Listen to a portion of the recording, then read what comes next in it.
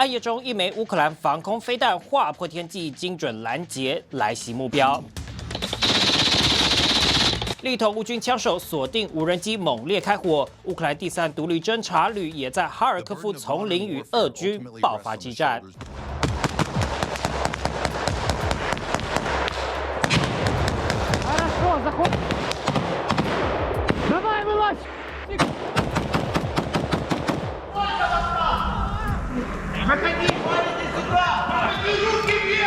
乌军发现俄军藏身壕沟，一边开火压制，一边喝令投降。Он ствол выбросил, стой! Руки покажи! Не будем убивать, давай! Давай, выходи! Все, не стреляй! Пойду закину гранату! Не стреляй! У тебя выбора нету! Вторую показал, быстро! Спрашиваю еще раз, есть кто-то? 确认战壕进空后，乌军准备撤离战俘，途中却突遭俄军无人机突袭。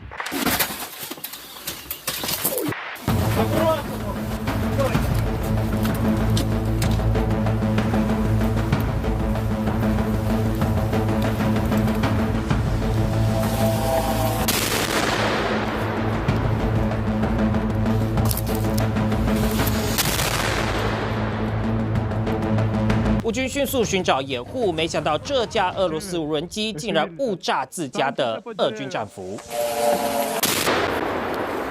Що? FPV розмотали. Ну да, попало. Красава, що допомагала нам. Красава, що здався. Ви бачите, парні, то ваше вже FPV помогли. 就在地面部队清剿哈尔科夫俄军之际，乌克兰空军也释出最新画面。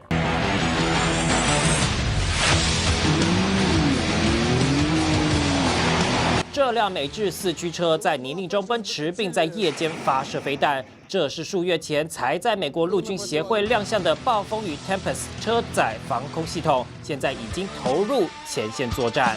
Це бойова машина, дуже мобільна, небо вона держить під замком. 这款由美国 V2X 公司打造的系统，搭载通用的 AGM-114地狱火反装甲飞弹，能全天候拦截低空慢速无人机与直升机。乌克兰媒体《乌克兰独立报》推测，搭载的可能是射程8到11公里的 AGM-114L 长弓地狱火。 更值得一提的是，这款由美国公司研发整合的新型系统，从首度亮相到投入战场，前后仅花不到半年的时间，就在乌克兰前线立功。 У нас на наш екіпаж на даний момент знищено 21 шахід. 前线激战之际，莫斯科持续将寒冬武器化，猛轰能源设施，令乌克兰百姓苦不堪言。 Ukraine's capital is once again without power following Russia's missile and drone assault earlier today. Kyiv's residents were forced to head into air raid shelters in below freezing temperatures during the latest bombardment. 过去一周，俄军几乎天天发动大规模空袭，锁定电力系统。基辅气温下探到摄氏零下12度，断电后的居民只能躲进避难帐篷取暖。 Тут тепліше, а дома я з-під ковдри не вилізаю. Оце саме страшне. Морози. Зараз опалення немає. Ну як, ну будемо терпіти? Ну що нам, перший раз, що ли?